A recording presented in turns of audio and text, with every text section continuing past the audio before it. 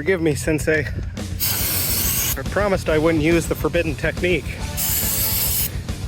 But desperate times call for desperate measures.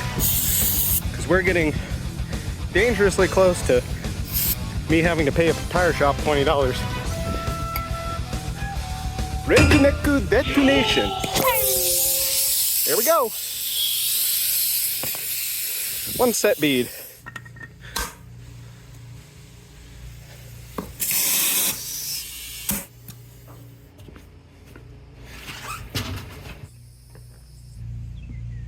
I'm going to throw these on the car and hope that they work, and if they don't, then I'm going to take them to a shop. But we at least feel like we balanced tires, and that's all that matters. You want to see a trick government doesn't want you to know about? Look at that. No more running the pump to take it off of jack stands. Yeah. Illuminati doesn't want you to know about that. Big Jack wants you to buy an air jack when you can use the old back. Whoo-wee, look at that. That definitely looks like a two-wheel drive truck I can get stuck in the mud because I'm overconfident because I finally put off-road tires on it that are 2/3 of the way bald. There's another secret the government doesn't want you to know about. Just lube up the side of the tire. You actually need to slide over the rim.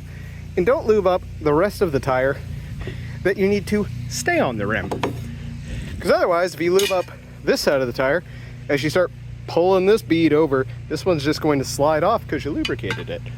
But if you just lube up the side you need to go on, the other side won't slide. And just like that, easy as pie. Also helps that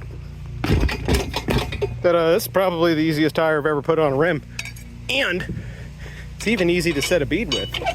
Probably because these were on 16x8s. I think I'm putting them on 16x7s. They have not fought me thus far. There you go. Probably only got 8 PSI in it. Super easy. Don't even have to use the forbidden technique on these. I can only use that technique 10 times a day. Otherwise, I will shave 20 years off of my life. That's from inhaling all the ether fumes. You know, not from any kind of secret jutsu stuff. All right, let's see. Am I good or am I good? I called it, 8 PSI. That's super easy for setting a bead. You know, I've had them sometimes where I've got to do like 40 or 45 PSI before they set. Or, you know, fill them up with ether and set them on fire.